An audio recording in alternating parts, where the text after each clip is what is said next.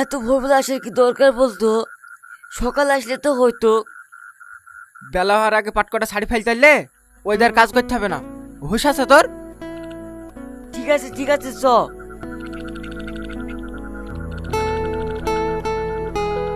কই কমবে? পানিতে নাম, তারপরে তো দেখতে পাবি।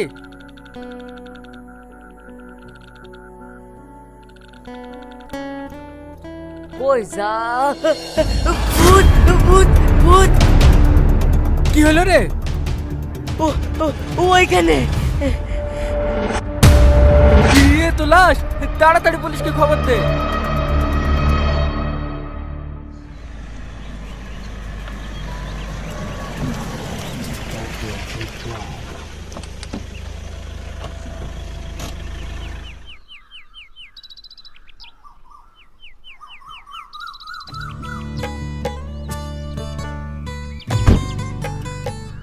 ভালোভাবে পড়াশোনা করবে আর একদম দুষ্টুমি করবে না।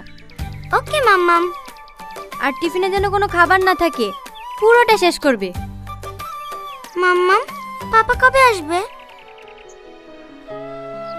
আসবে, খুব তাড়াতাড়ি আসবে।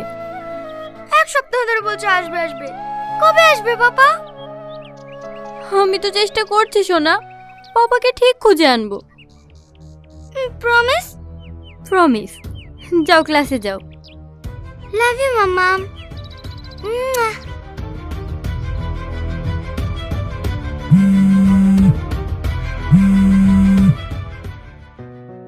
হ্যালো, কোথায় আছো সাথী? রাস্তায় আছি স্যার, আসছি।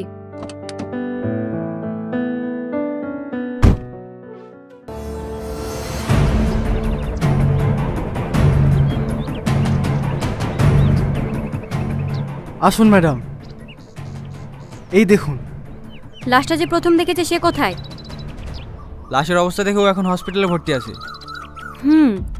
তাই তো দেখছি স্যার। দেখে যা মনে হচ্ছে মরা 3-4 দিন হয়ে যাবে।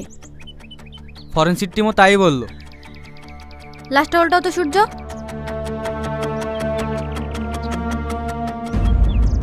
ইস, মুখটা তো একদম দেখার মতো অবস্থায় নেই।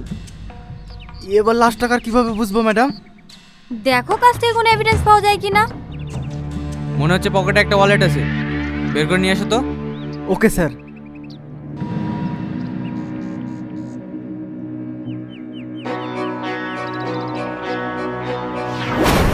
ম্যাডাম,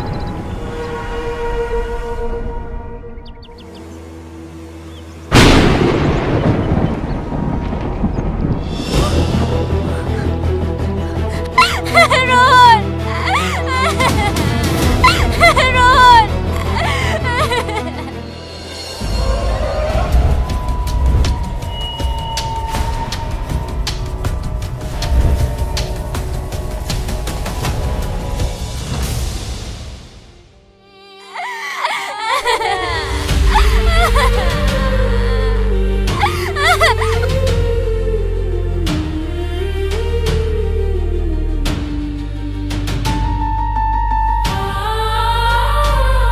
সূর্য,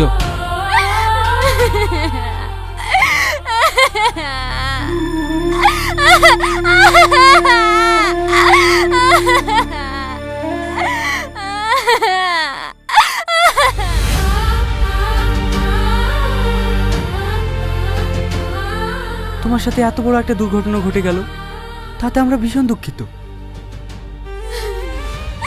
রোহনকে যারা খুন করেছে তাদের আমি শাস্তি চাই স্যার।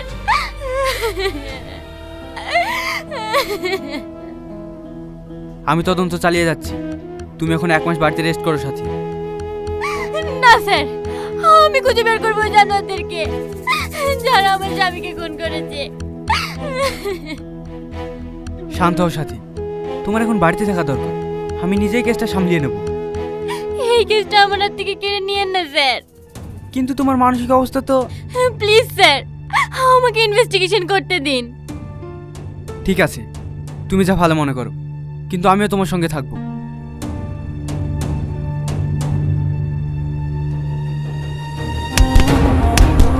কেন খুন করেছি বল, বল কেন খুন করেছি? আমি খুন করে দিই স্যার, আমি খুন করে দিই। আপনারা বলবেন ভুল বুঝছে না, তুই আমার স্বামীকে ফোন করেছিস। তোকে আমি কেন মিথ্যা তো বলছি? রোহন খুন হওয়ার 1 সপ্তাহ আগে তুই ওকে হুমকি দিতে গেছিলি। আপনারা বিশ্বাস করেন, আমি রোহন স্যারকে মারিনি। সেদিন তো আমি আসবো স্যার। আরে রকিয়া বোন, এসো এসো। বুড়ির চোখের অবস্থা ভালো তো? স্যার আরে আরে কি করছো? ওঠো ওঠো। আপনাকে অনেক অনেক ধন্যবাদ স্যার। আপনি না থাকলে আমার এই বাপ মরা মেয়েটা কোনোদিনও চোখে দেখতে পেত না। এরকম ভাবে বলবেন না প্লিজ, এটা তোমার কর্তব্য। আমি তিলে তিলে এই ফাউন্ডেশনটি গড়ে তুলেছি আপনাদের মতো মানুষের পাশে দাঁড়ানোর জন্যই তো। সত্যি স্যার, আপনার মতন মানুষ হয় না। আমাদের মতন কত অসহায় মানুষের উপকার করেন আপনি, কিন্তু কোনোদিন বড়াই করেন না। কি খবর রোহন সাহেব? তোমরা আবার এসছো? বেরিয়ে যাও আমার অফিস থেকে, তোমাদেরকে আমি 1 টাকাও দিতে পারবো না। হপ্তা তো তোমাকে দিতেই হবে রোহন বাবু, না হলে তোমার ব্যবসা চালাবে কি করে? দেখো, এটা একটা ফাউন্ডেশন, কোনো ব্যবসা না। গরিব মানুষদের উপকার করার জন্য এই জায়গাটা তৈরি করেছি আমি। কতটুকু গরিব মানুষের কাছে আর কতটুকু তোমার পকেটে যায় সব জানা আছে। একদম উল্টোপাল্টা কথা বলবি না। কথা বলি বা আমার কাজ কি? 5 লাখ টাকা ফেলো, কেটে পড়ছি। আমি তোদেরকে 1 পয়সাও দেবো না। ভালোই ভালোই বলছি, টাকাটা দিয়ে দে, না হলে তোকে। আমি কোনোদিন অন্যায়কে প্রশ্রয় দিইনি আর দেবও না। বেরিয়ে যা এখান থেকে। কাজটা খুব খারাপ করলি রে, এর মাসুল তোকে দিতে হবে। এই চল।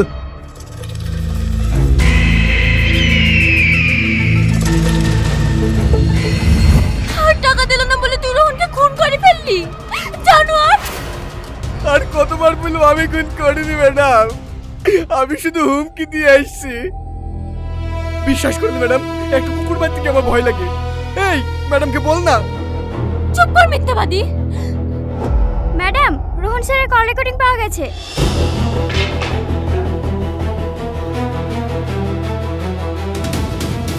এই দেখুন ম্যাম। হ্যালো সেলিম, কেন ফোন করেছেন আবার? আপনি তো আগে বলে দিয়েছি। মাথা ঠান্ডা করে আমার কথাটা শুনো সেলিম। কি শুনবে? আমি আপনার কোনো কথা শুনবো না। দেখো, টাকাটা তোমার একার না যে তুমি যা ইচ্ছা তাই করবে। আমি টাকা নিয়ে যা ইচ্ছা তাই করবো, আর যদি কেউ বাধাই দাঁড়ায় তাকে শেষ করে ফেলবো। কেন পাগলের মতন করছো বলো তো? সব কিছু ঠান্ডা মাথায় ঠিক করে নাও। ঠিক আছে, তাহলে সামনাসামনি কথা বলেন। সেলিম, কনস্টেবল, ড্রাইভারকে গাড়ি বের করতে বলো।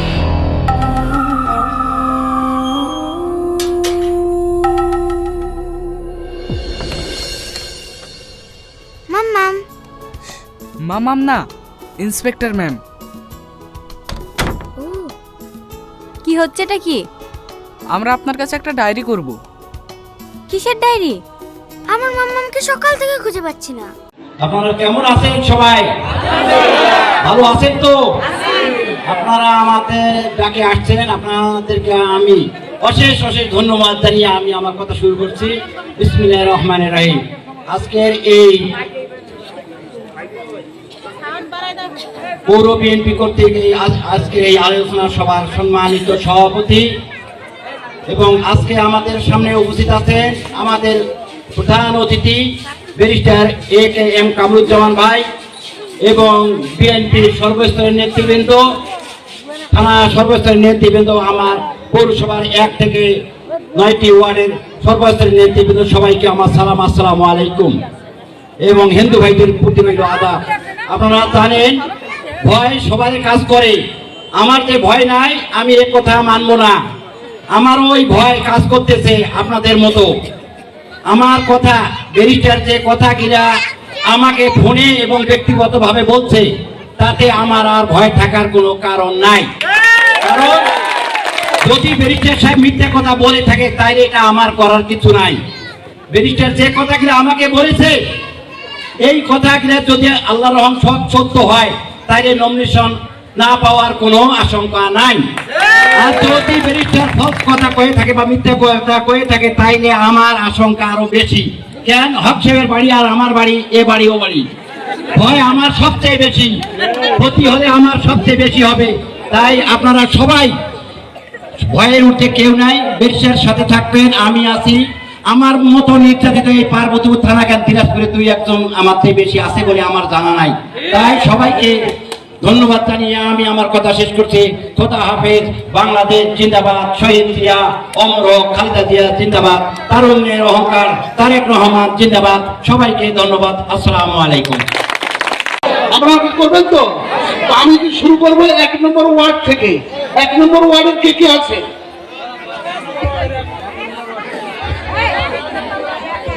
এই 1 নম্বর ওয়ার্ডে আপনাদের অনেক একটু কষ্ট হয়েছে, দুঃখিত আমার দেরির জন্য। তো বসেন, আপনারা বসেন। তো 1 নম্বর ওয়ার্ডে এই যে আমি কথাগুলো বললাম, এই যে এগুলো কি আপনারা আপনাদের ওয়ার্ডে কি পৌঁছায় দিতে পারবেন? বাড়ি বাড়ি যাইতে পারবেন? কালকা থেকে শুরু করতে পারবেন? কয়দিন লাগবে আপনাদের বাড়ি বাড়ি যেতে? 1 সপ্তাহ লাগবে। আপনারা ওয়াদা করলেন আপনাদের 1 নম্বর ওয়ার্ডে আপনারা বাসায় বাসায় যাবেন, আপনাদেরকে, চাষিদেরকে, বোনদেরকে বুঝাতে হবে বিএনপি ক্ষমতায় আসলে কি হবে। শুধু তাই নয়, উনি প্রধানমন্ত্রী হলে এই দেশের কি হবে, এই এলাকার কি উন্নয়ন করা সম্ভব হবে, এই কথাগুলো বিএনপি মানে দেশের উন্নয়ন অতীতেও করছে। এই কথাগুলো মানুষকে কি করতে হবে, বুঝাতে হবে। তাহলেই তো মানুষ আমাদের দিকে আকৃষ্ট হবে, কি ঠিক না? আপনারা করবেন ইনশাআল্লাহ। ওয়াদা দিলেন 1 সপ্তাহের মধ্যে বাড়ি বাড়ি যাবেন ইনশাআল্লাহ। যাবেন তো? এই যে আমাদের সেক্রেটারি সাহেব আছেন আনোয়ার ভাই, ওনাকে নিয়ে ওনার সঙ্গে কথা বলে 1 নম্বর ওয়ার্ডের সকলে মিলে প্রতিটি বাড়িতে বাড়িতে আপনারা দাওয়াত দিবেন, ঠিক তো? ওয়াদা তো 1 সপ্তাহের মধ্যে শেষ হবে তো? আমি আবার উঠান বৈঠক করবো আপনাদের ওয়ার্ডে, এবং তখন দেখতে পারবো আপনারা গেছেন কিনা। আমাদের কাছে বিনীত অনুরোধ করব, আমরা ধানের শীষের জন্য ব্যারিস্টার কামরুজ্জামান ভাইয়ের পক্ষ থেকে আমরা প্রত্যেকটি ওয়ার্ডে স্ব স্থান থেকে স্ব জায়গা থেকে আমরা নিঃস্বার্থভাবে কাজ করব। আমাদের কাজে যেন কোনো ত্রুটি না থাকে। আপনারা মা বোনেরা যারা আছেন, আপনারা প্রত্যেকটা জায়গায় আপনারা যেখানেই বসেন, দোকানে বসেন, বাসায় বসেন, 2-4 জন মহিলা থাকে আপনাদের পাশে, আপনারা সেখানে ধানের শীষের কথা বলবেন, ব্যারিস্টার কামরুজ্জামান ভাইয়ের কথা বলবেন। আমরা যারা পুরুষ আছি, হাট বাজার ঘাট থেকে শুরু করে প্রত্যেকটি জায়গায় আমাদের শুধু একটাই কথা হবে, ধানের শীষের কথা। কিসের কথা হবে? ধানের শীষের কথা। আমরা প্রত্যেকটা জায়গায় আমরা ধানের শীষের জন্য ভোট চাবো। কিসের জন্য ভোট চাবো? ধানের শীষের জন্য। কারণ আমরা দীর্ঘ সময় অক্লান্ত পরিশ্রম করছি এই দলটির জন্য। যে সময় আমরা দল করেছি, 3 নম্বর রামপুর ইউনিয়নে দল করার মতো এমন একটি লোক ছিল না যে আমি জাতীয়তাবাদী দল বিএনপি করি। এখন অনেক নেতা, আমরা তো নেতা নই, আমরা কর্মী, আমরা দলের কর্মী। আমরা দলকে সুসংগঠিত করার জন্য কাজ করি, আমরা দলকে ঐক্যবদ্ধ করার কাজ করি। যারা আমাদের এখানে নেতা আছে, অনেক বড় বড় নেতা আছে, কিন্তু তাদেরকে আমরা দুঃসময় কখনোই রাজপথে দেখিনি। আমরা রাজপথে তাদের কখনোই চেহারাও দেখতে পাইনি। ফেসবুকে লাইক কমেন্ট এ তো দূরের কথা, মনে হয় যে আমাদের ছবি, আমাদের পোস্টার, আমাদের চেহারা দেখলে ওরা সব সরে যাইত। আমরা যদি কখনো কোনো হাট বাজারে যাইতাম, আমরা তাদেরকে খুঁজে পাইতাম না। খুব কাছের ঘনিষ্ঠ ছাড়া আমাদের সঙ্গে কথা বলার মতো তেমন কারো শক্তি ছিল না। আজকে অনেক নেতাদের মাঝে আমরা যারা দেখি, যারা দলকে টিকিয়ে রাখছি, আমার মনে হয় তাদের স্থান আছে কিনা মানে আমি ভাষা প্রকাশ করতে পারতেছি না। প্রিয় নেতৃবৃন্দ, আমরা যারা দলের দুর্দিনে কাজ করে, যারা দলকে সুসংগঠিত করতে জানে, যারা দলকে ঐক্যবদ্ধ করতে পারে, তারা আজকেও আছে, যেমন আগামীতেও থাকবে ইনশাআল্লাহ। আপনারা নিশ্চিন্তে থাকবেন। আপনারা যারা দেশের কামরুজ্জামান ভাইয়ের পক্ষে কাজ করতেছেন, আপনারা কখনোই নিরাশ হবেন না। আমরা আছি আপনাদের পাশে। যতদিন পদ্মা, মেঘনা, যমুনা বহমান থাকবে, ততদিন ইনশাআল্লাহ আমরা আপনাদের পাশে আছি। আপনাদের আপদে বিপদে সার্বক্ষণিক আপনাদের পাশে থাকবো। আপনাদের মাঝে আমরা শুধু এটুকুই বিনতি এবং এটুকুই অনুরোধ করি আপনাদের মাঝে, যে আপনারা যে যেখানেই থাকেন, যে জায়গাতে যেখানে অবস্থান করে বাংলাদেশ জাতীয়তাবাদী দল আপনারা ধানের শীষের পক্ষে কথা বলবেন। আমাদের যে পরিশ্রম, আমাদের যে গুরুত্ব মহাত্মা দর্শন থেকে শুরু করে এত পরিমাণে আমরা নির্যাতিত হয়েছি, সেই নির্যাতিত দল আগামী 2023 জাতীয় সংসদ নির্বাচন, এই নির্বাচনে একমাত্র বাংলাদেশ জাতীয়তাবাদী দল পারে যে সকলের ভাগ্যের মান উন্নয়ন করছে। আপনারা জানেন দিনাজপুর 5 আসন, দিনাজপুর 5 আসন কি আওয়ামী লীগ কখনো উন্নয়ন করছে? আপনারা দেখছেন? আপনাদের মাঝে দৃষ্টিগোচর হয়েছে যে আওয়ামী লীগ এই 30টা স্থাপন করছে পার্বতীপুর ফুলবাড়িতে?